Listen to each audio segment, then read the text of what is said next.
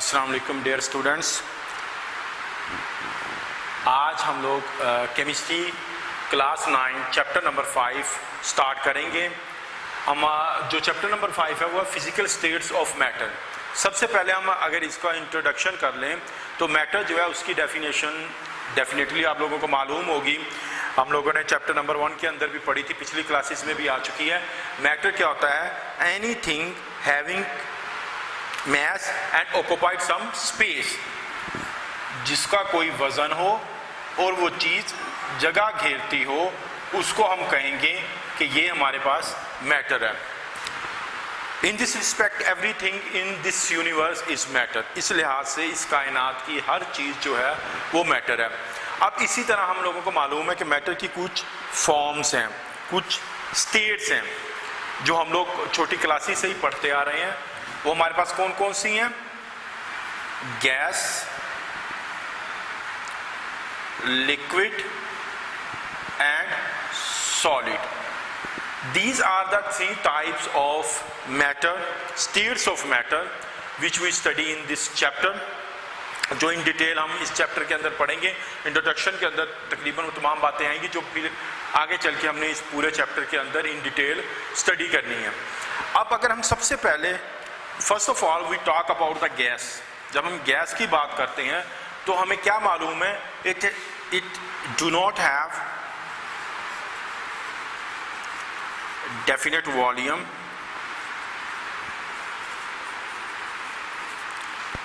And space.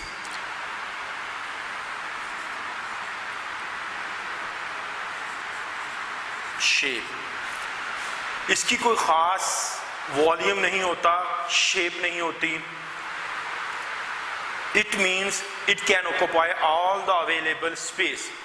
इसको जितनी भी स्पेस, जितना भी एरिया जो है वो अवेलेबल होगा, मुयस्सर आएगा, ये उस सारे को कवर कर लेगा, भर देगा।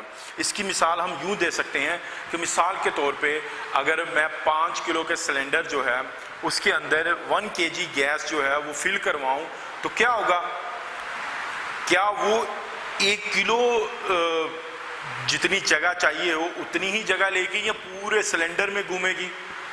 तो आपको मालूम है कि वो पूरे सिलेंडर को कवर कर लेगी, वो पूरे सिलेंडर में फैल जाएगी, वो उतनी जगह नहीं लेगी जितनी कि उसको चाहिए। इसका मतलब ये हुआ कि it can occupy all the available space. उसको जितनी भी स्पेस अवेलेबल आएगी वो उसको ऑक्यूपाई कर लेगी, उसमें फैल जाएगी। और दूसरा जो मैंने बताया कि इसका जो शेप वो भी डेफिनेट नहीं होती, जिसमें ये रखी जाती है वैसे ही इसके कंटेनर के अंदर वैसे ही इसकी शेप हो जाती है। अब इसकी इंटरमॉलिक्यूलर फोर्सेस जो होती हैं वो वीक होती हैं। इंटरमॉलिक्यूलर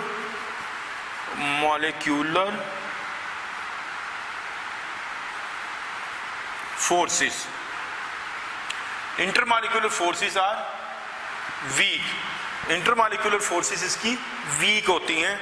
इसी वीक फोर्सेस होने की वजह से जो आगे इसकी प्रॉपर्टी एक आ जाती है वो होती है मोबाइल, यानी कि मूव करते रहते हैं।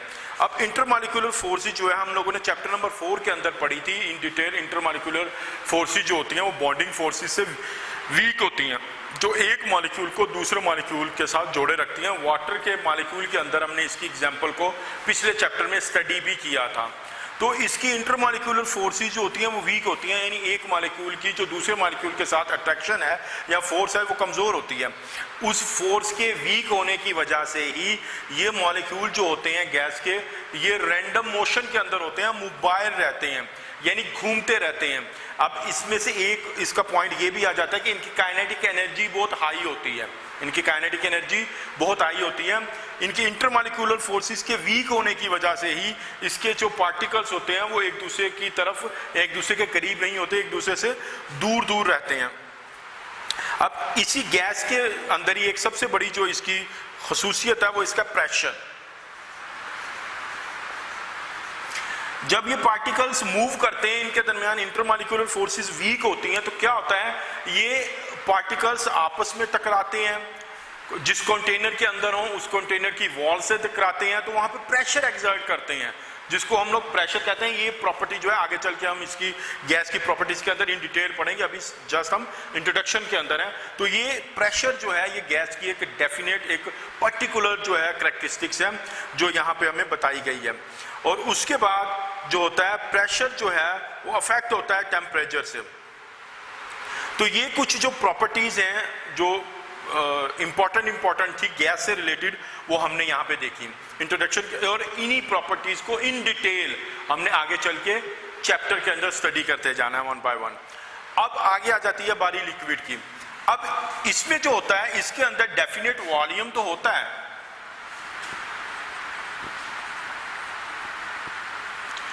लेकिन इसके अंदर डेफिनेट शेप नहीं होती।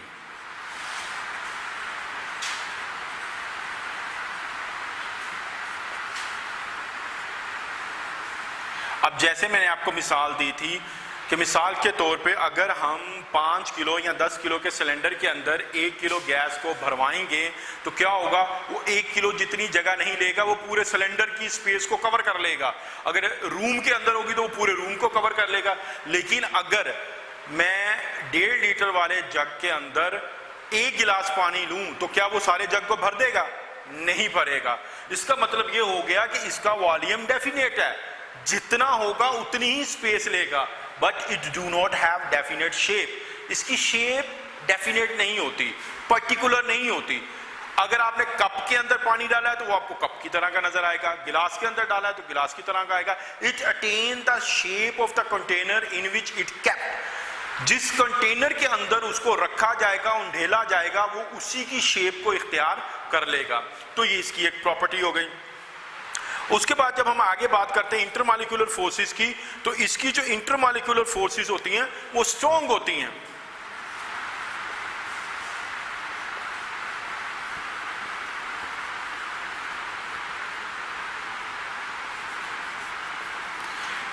गैसेस के मुकाबले में इसकी इंटरमॉलिक्यूलर फोर्सेस स्ट्रॉन्ग होती हैं। अब इस इंटरमॉलिक्यूलर फोर्सेस के स्ट्रॉन्ग होने की वजह से क्या होता है कि मॉलिक्यूल्स के दरमियान में जो इंटरमॉलिक्यूलर स्पेसेस हैं वो कम हो जाती हैं, क्योंकि मॉलिक्यूल्स के दरमियान में अट्रैक्शन ज्यादा है। अट्रैक्शन के ज्यादा होने की वजह से मॉलिक्यूल्स एक दूसरे के को अट्रैक्ट कर रहे हैं, एक दूसरे की तरफ खींचे चले आ रहे हैं, जिसकी वजह से इंटरमॉलिक्यूलर फोर्सेस स्ट्रॉन्ग हो जाती हैं। इंटरमॉलिक्यूलर फोर्सेस क्या हो जाती हैं? स्ट्रॉन्ग हो जाती हैं। स्ट्रॉन्ग होने की वजह से वो एक दूसरे के करीब आते हैं। अब इस स्ट्रॉन्ग होने की वजह से ये जो प्रॉपर्टी थी गैसेस के अंदर मोबाइल, अब लिक्विड के अंदर मोबाइल करेक्टरिस्टिक जो है या मूवमेंट की जो करेक्टरिस्टिक है वो वीक हो जाती है, कम हो जाती है। क्यों? इसलिए कि मॉलिक्यूल्स ने एक दूसरे को अट्रैक्ट किया हुआ है ज्यादा अट्रैक्शन से एज कंपेयर टू गैस के मुकाबले में। अब उसके बाद अगर हम बात करते हैं तो लिक्विड जो होता है ये वेपर्स के अंदर कन्वर्ट हो जाता है। कब कन्वर्ट होता है? जब लिक्विड का जो वेपर प्रेशर है वो एक्सटर्नल प्रेशर के इक्वल हो जाता है तो लिक्विड जो होता है वो बॉयल होना शुरू हो जाता है। लिक्विड क्या होता है? बॉयल होना शुरू हो जाता है और फिर वो प्रेशर एक्सर्ट करता है जिसको हम वेपर प्रेशर कहते हैं। वो भी इन डिटेल हमने इसके अंदर स्टडी करना है। अब लास्ट में हम बात करेंगे सॉलिड की। अब जब हम सॉलिड की बात करते हैं तो सॉलिड जो है इसके डेफिनेट वॉल्यूम भी होता है और शेप भी होती है।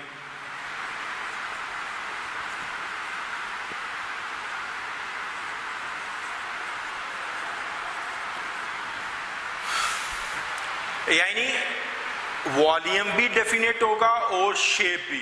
जिस शक्ल में सॉलिड होगा उसी शक्ल में ही रहेगा, अपनी शेप को वो जैसे वाटर था उस तरह चेंज नहीं करेगा कि किसी बर्तन में रखा तो उसने शेप इख्तियार कर लिया उसके में चला गया। इंटरमॉलिक्यूलर फोर्सेस स्ट्रॉन्गेस्ट होती हैं। इंटरमॉलिक्यूलर फोर्सेस स्ट्रॉन्गेस्ट होती हैं इसकी।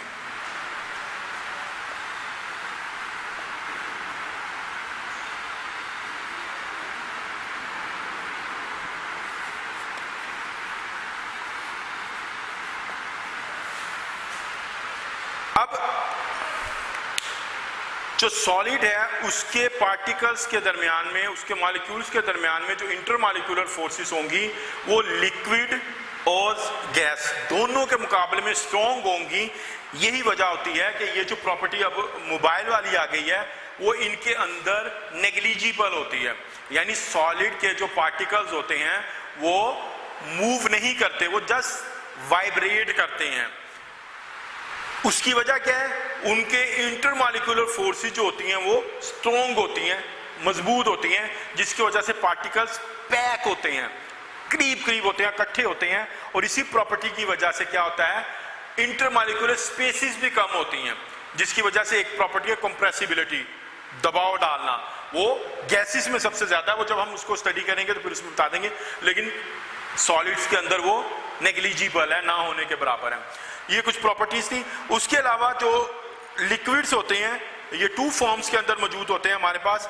एमॉर्फस सॉलिड्स, ये चैप्टर के एंड वाला हमारा आर्टिकल है, लेकिन चूंकि इंट्रोडक्शन अभी हम कर रहे थे तो उसके अंदर ये आ गया कि इसके अंदर इमॉर्फस सॉलिड्स और क्रिस्टलाइन सॉलिड्स होते हैं।